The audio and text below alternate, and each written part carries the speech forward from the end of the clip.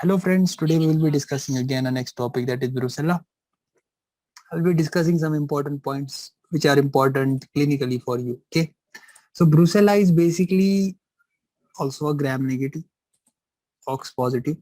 Okay. It's a gram negative, but gram negative it is sometimes written as coccobacilli.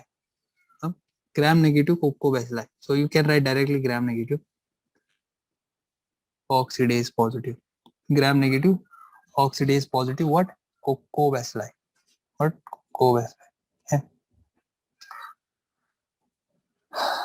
Just a second. Is it recording or not? Can you see my screen, guys? Can you see my screen, by the way? First, give me a confirmation. Give me a thumbs up so that I can understand that it is. Yeah. Okay. So, yeah. Okay, fine. Brucella, gram negative, ox positive, facultative intracellular. Facultative intracellular. What is facultative intracellular, guys? Facultative intracellular means it can also live. It has a chance to live. Yeah. Who can tell us? Nice student, any nice student can tell us. I have taught you already, guys. It can.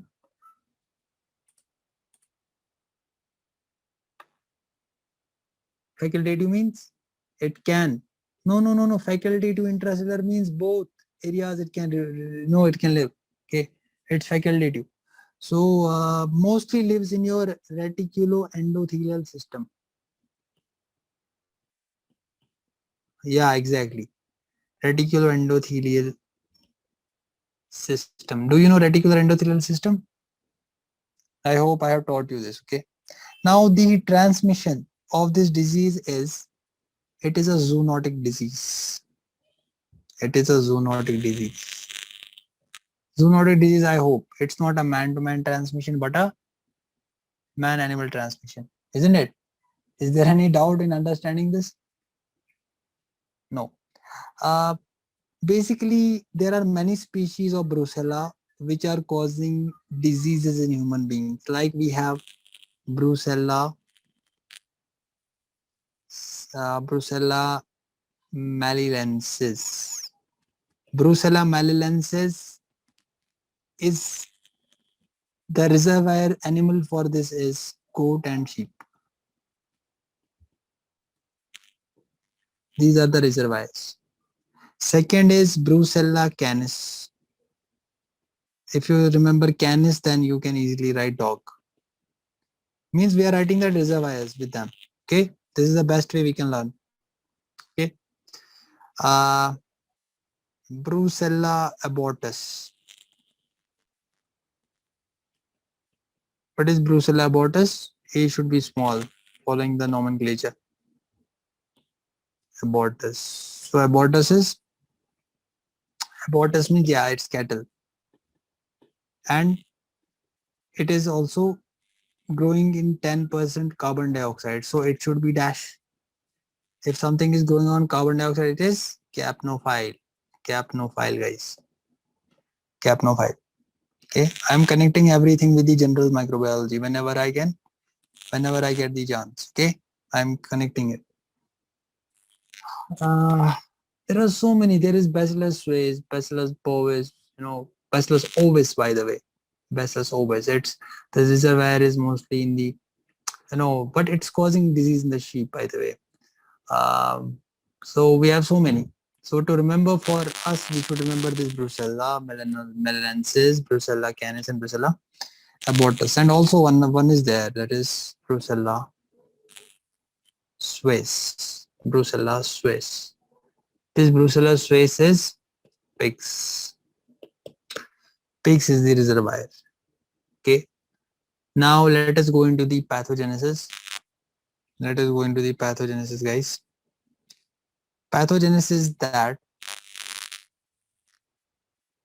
which of the following, they will be asking you, which of the following is the most pathogenic, by the way? It is B. melanoensis. B. melanoensis. This is the most pathogenic. Most pathogenic. What happens suddenly? I think this line became pathogenic, isn't it? So this melanogenesis is pathogenic. And how this is transmitted? How, what happens in the pathogenesis? Please write. Where is the pathogenesis? I think that has gone into pathogenesis. Yeah, yeah, yeah. So I should write first what happens with the ingestion of milk. With the ingestion of milk or meat products, what will happen? With the ingestion of this, what will happen? Or the contact with animals. Okay, there is no evidence of man-to-man transmission. Please remember, there is no evidence of man-to-man transmission, guys. Okay, so they will ask you what is the most common mode. Is it ingestion of milk? Is it dairy products? Or is it direct contact? So direct contact is the most common mode. What is the most common mode? Direct contact. If direct contact is not in the option, what will you take? Ingestion of milk. If ingestion of milk is not in the objective, then what will you take? Airborne. Are we clear? So contact, direct contact, most common form with infected animal tissue. Then if it is not in the option, ingestion of raw milk, not in the option, dairy products, not in the option, airborne. That is the way you should remember.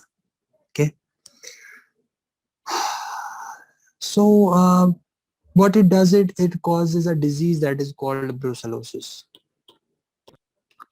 Brucellosis. Brucellosis. What is brucellosis, guys? Brucellosis is, there are two phases of brucellosis. One is acute brucellosis, another is chronic brucellosis. Okay. Acute brucellosis, chronic. Yeah, very nice. Undulant fever it causes. Okay. So what does it cause? It causes Malta fever. It causes undulant fever. What is undulant fever? Undulant fever means you have more temperature during the day and maybe normal or decreased subnormal temperature in the night. That is called undulant fever. Then Mediterranean fever. Mediterranean fever. Let me write a clean spelling, otherwise people will beat me, isn't it? People start then messaging in so much that as if you know a pandemic situation is happening, isn't it? So we should write Mediterranean. Wow, I don't know the spelling of Mediterranean. So let me pronounce and write, put that mercy of pronunciation. So we have Mediterranean fever. Mediterranean fever. This Mediterranean fever, undulant fever and Malta fever is done by. So in short, how to remember? We should remember the clinical features. What will be the clinical features of the patient? Clinical features of the patient. Yeah. Clinical features. If you check your books also, they may be writing, some may be writing classical triad, some may be writing typhoid-like illness. So to remember, directly remember three things first. Triad. The triad is fever with night sweats. Fever with night sweats. Okay, I will choose a small size. Arthralgia.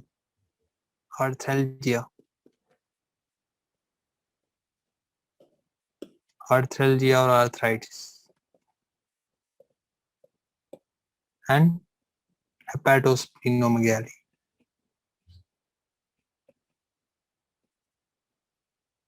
Should write in the center brucellosis.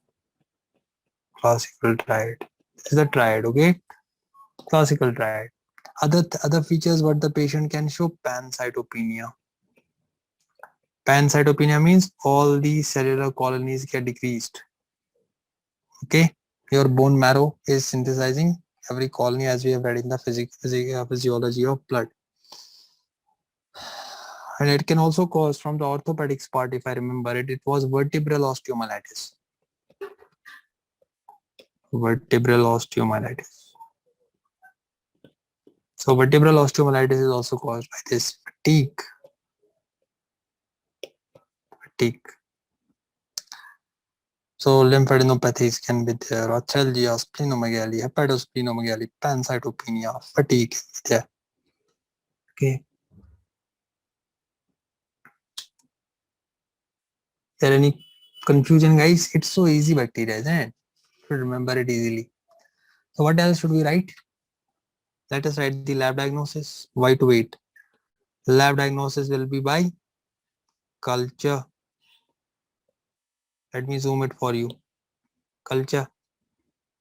So which color culture will you use? Castaneida's media. Castaneida's media. Do we remember Castaneida's media, guys? Unfortunately, if you remember, yeah, Castaneda media was a biphasic media. What? Biphasic media. So what is a biphasic media? We had taught you last time in the beginning of the microbiology that this was the media and it was a biphasic. Why called biphasic? Because it has a liquid, that is the broth, and also the solid media. So that's why called biphasic, guys. Okay, so liquid broth, solid will be solid, solid will be solid. Okay, so what things will you get for the culture? What is the specimen you will be taking? The specimen will be, guys, yeah, bone marrow, isn't it? Because pancytopenia is happening, isn't it? Common sense. Bone marrow aspirate, isn't it? Guys, can you think why bone marrow? Because I taught you pancytopenia is happening. We are going according to the symptom. Okay, you should know why we are writing things. It should form a meaning for you. Blood can be taken, or you can take also spleening extract or aspirate, whatever. Okay, so it will take around three weeks to grow. Now there is a problem. We can also go for serology, isn't it? Serology. What is the other thing you can take? Serology. What is serology? Checking the blood for the antibodies. Okay. So serology, when we are doing, what happens? We face some problems. We go for what? Standard agglutination test. What is the problem with this test? What is the problem? Can anyone tell me what is the problem with this test? Standard agglutination test. The problem is that it shows us more amount of false negative. It shows us false negative. So to solve this problem, what we do is we will block the three phenomena. For example, false negative can be solved by diluting the serum. So I will tell you a phenomena. I hope you haven't read the immunology. So there is a prozone phenomenon happening. So just remember, in this phenomenon we have increased antibodies. Prozone phenomenon. We have increased antibodies. So if you have increased antibodies, that means you will be having, if you have increased antibodies, what will happen? You will, these will be giving you false. So what you will do? Dilute the serum. Dilute the serum. Okay. Dilute the serum. Okay. What else can you write? Yeah, you can block. There are blocking antibodies. Blocking antibodies. You can solve this problem by preheating the serum. Preheat the serum. Because you don't know immunology, so just write it for yourself.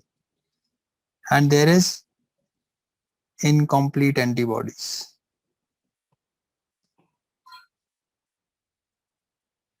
Once upon a time, I was taught by my biochemistry teacher, whom may God bless him. So long time back, was basically, I told you last time, was a gold medalist from uh, Christian Medical College, below the third top medical college of India. He was fortunately my teacher. So he at that time, showed me this phenomenon of what is happening. immunology, he connected with biochemistry very nicely. So for this incomplete antibodies, uh, you can use Coombs reagent. Coombs reagent is an anti-human antibody. So just remember it. Uh, so we can solve this increased antibody, the prozone phenomenon, by diluting the serum, blocking antibodies by because more antibodies we have, isn't it? So we solve this problem by preheating, and incomplete antibodies by Coombs reagent. Okay. So you can also go for ELISA test. And let me go down. So you can go for PCR for, you can also go for whey agglutination, because you are consuming this dairy product. Whey is a whey protein, those gym people are taking, isn't it? Whey protein. Milk rank test can do.